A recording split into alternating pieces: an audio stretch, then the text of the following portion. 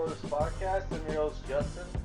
Today we're reviewing the Ultraman original series for Tokusatsu Thursdays. And the show came out 1966, 1967. It was made by Tsuburaya Productions, which is, it's named after Eiji Tsuburaya, however you pronounce his name, sorry.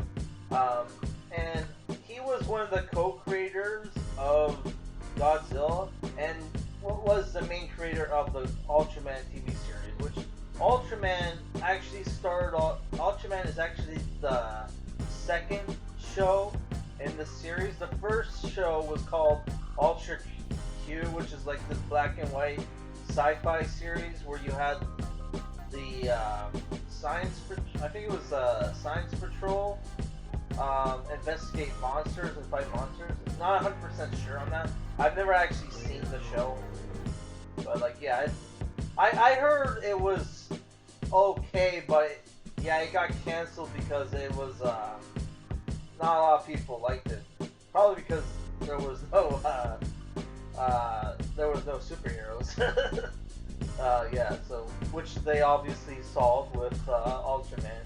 And this series got sequel is Ultra 7, which came out 1967, 1968. So the stars for this show are Susumu Kurobe as Shin Hayata, Akiji Kobayashi as Captain Toshio Muramatsu. You got Masanari Nihei as Matsuhiro Ide, Ben Furuya as Ultraman, Akihiko Harada as Professor Iwamoto, who he was in the first Godzilla movie as Professor Surasaw, if I remember correctly, and they're not showing me the rest of the cast here. Where you have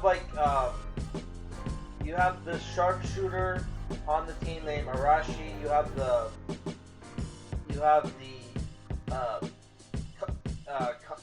communications girl Fuji, and you have the Hoshino, who is I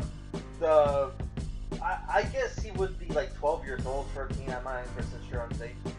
He's basically this boy who's like a fan boy of the Science Patrol, which the Science Patrol is part of this international organization which HQs in Paris, where they patrol the planet and defend it against aliens and also terrestrial monsters, which a lot of the monsters on the show are monsters on Earth, which were either lost dinosaurs, monsters from Monster Island, and it'll be mythic monsters that were made bigger thanks to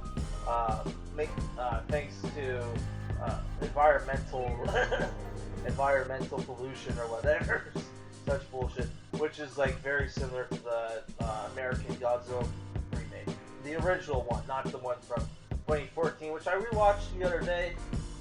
Pretty good. Don't really see a point of making a review for it because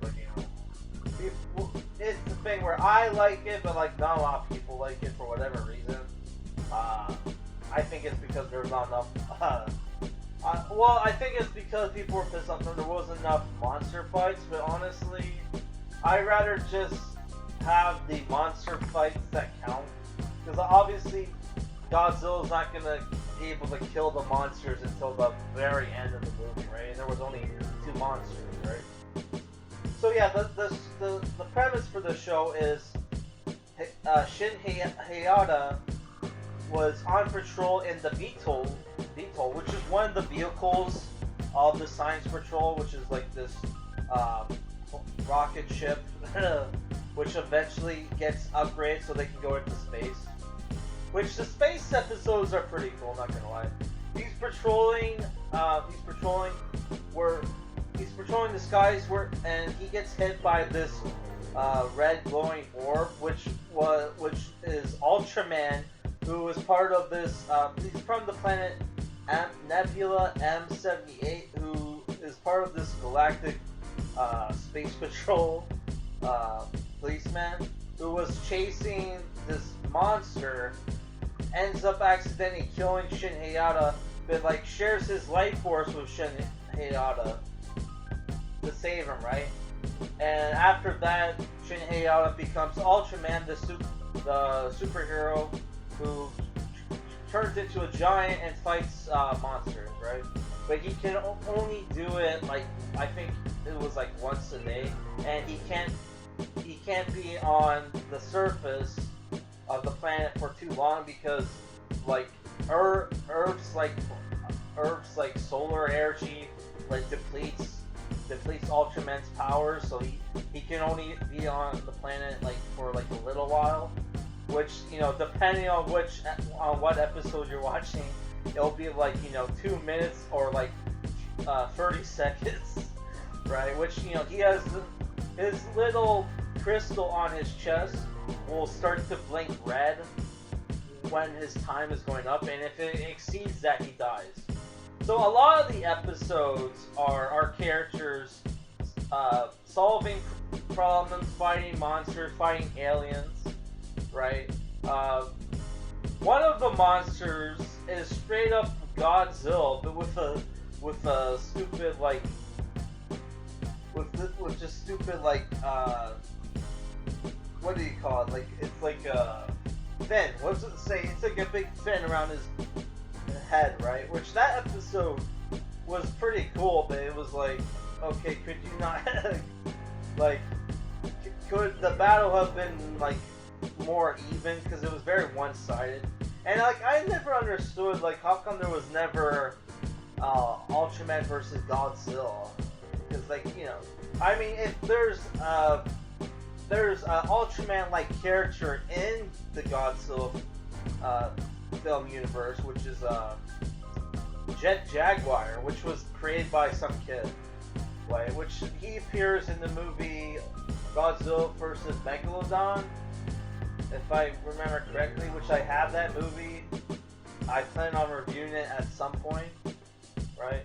And my problem with the show is it has like 39 episodes, by the way, and I bought the show through the DVD release that I think it's Milk Creek. Where did I put the DVD? Oh, okay, it's here. By Milk Creek Entertainment, which, you know, they're kind of a shitty company. They're almost as bad as like Echo Bridge, where they just buy the rights to stuff and then just put it out there. They just stacked all 4 DVDs on top of each other, and there was a problem on one of the episodes. Sorry, where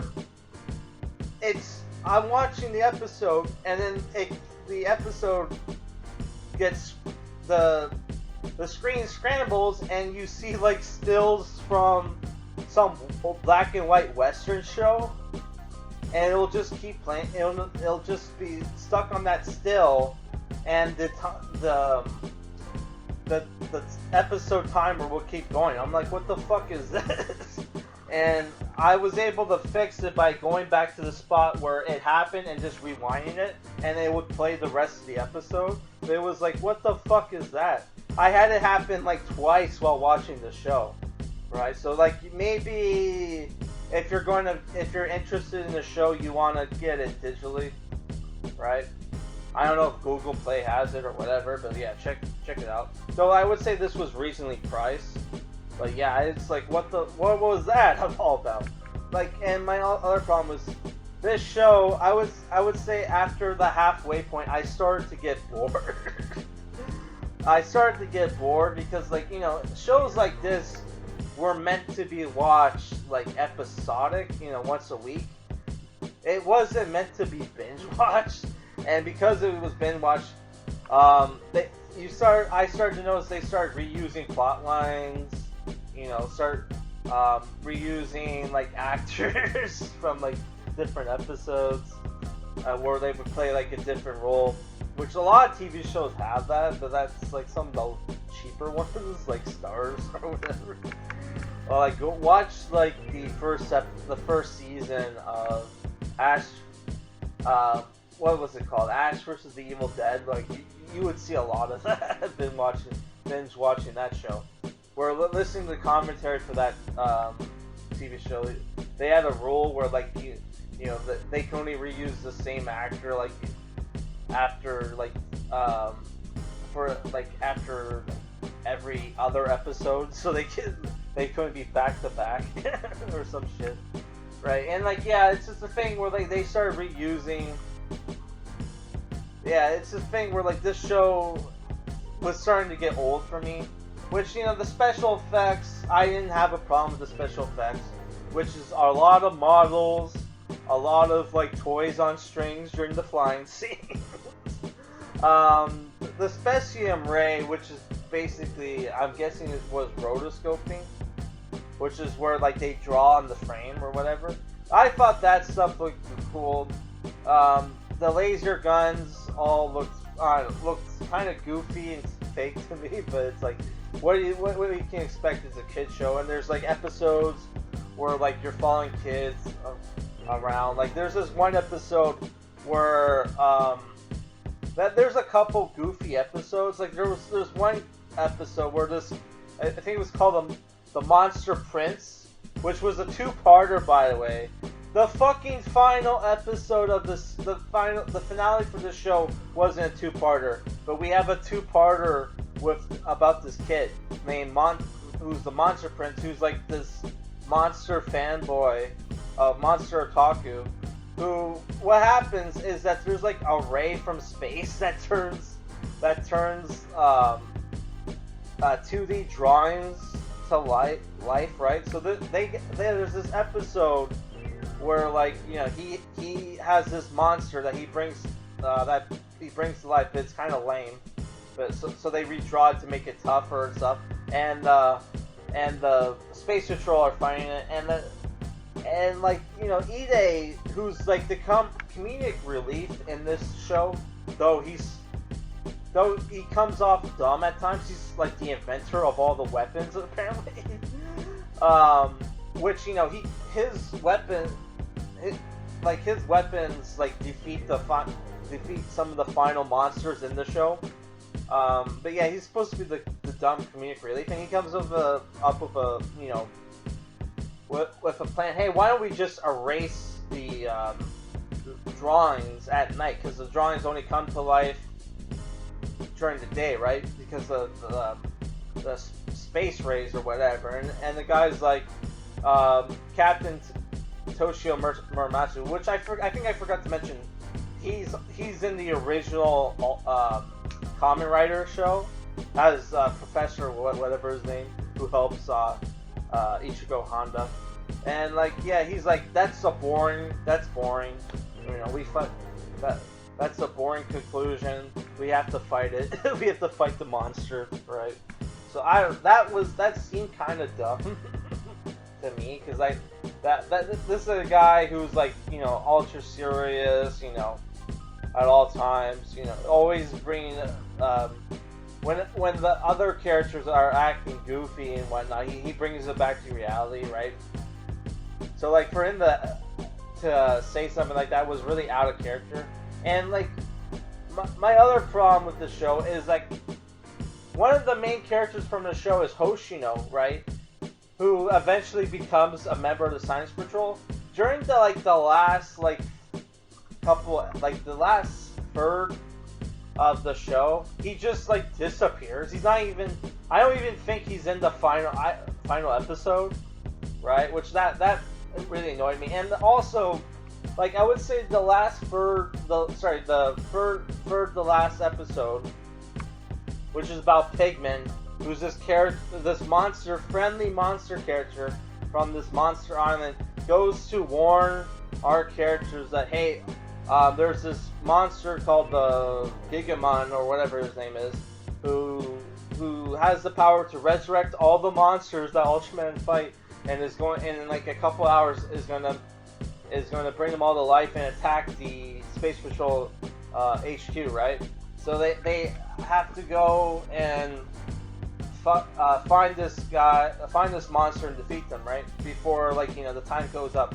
That premise would have been great for the last like the finale, which I thought that was going to be. I thought, okay, the last 3 episodes is going to be one big finale.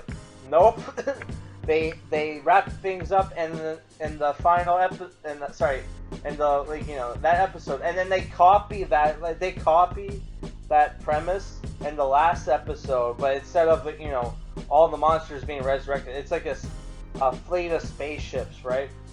Which there's also a couple monsters, and you also see the Ito, who's like the alien correspondent guy from the new Ultraman show.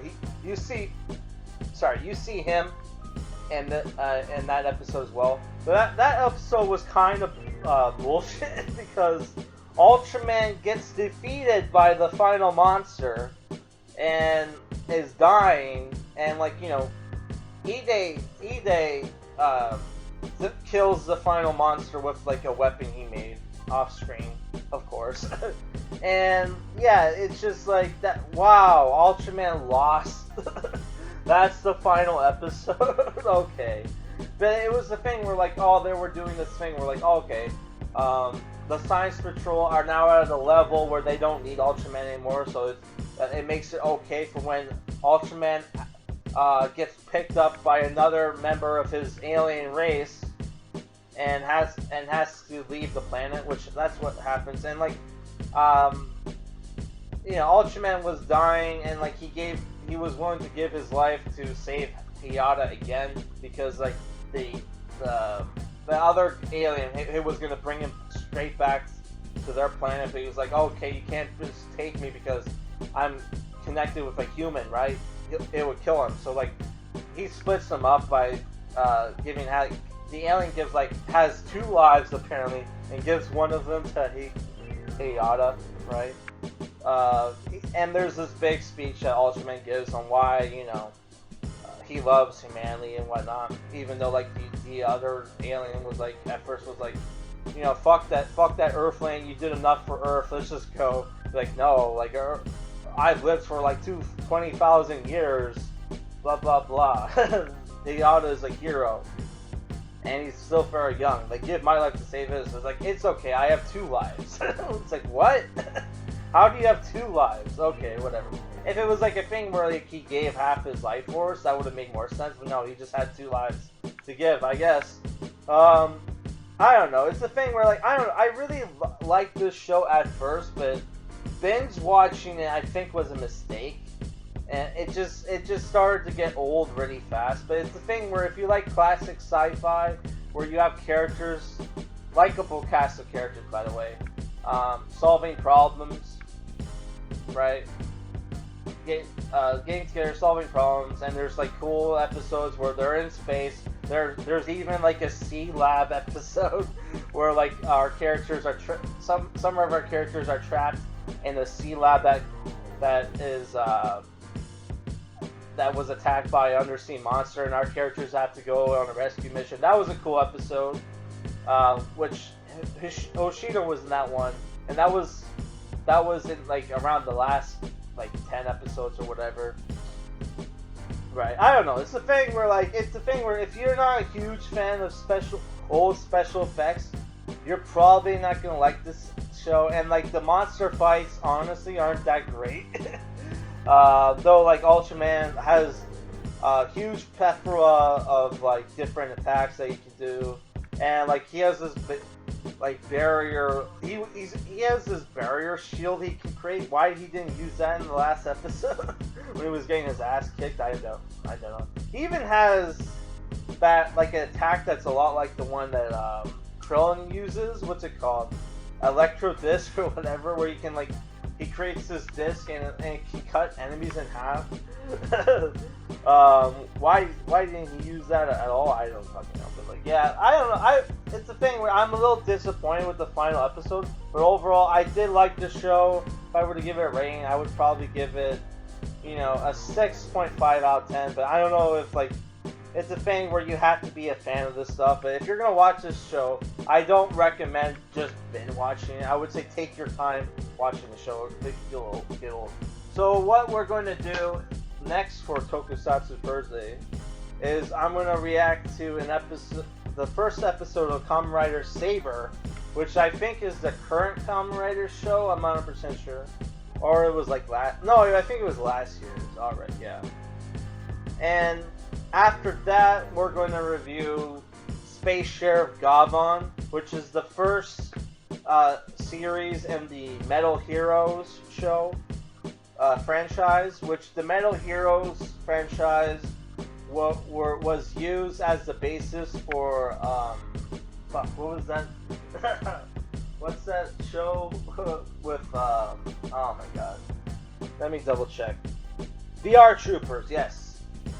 That all the footage from VR Troopers, that was from random like Metal Heroes show, like except for the main character, that was from what was it called, Metalder, and I'm not 100% sure if Metalder is a Metal Hero show, but it could have been. I don't know.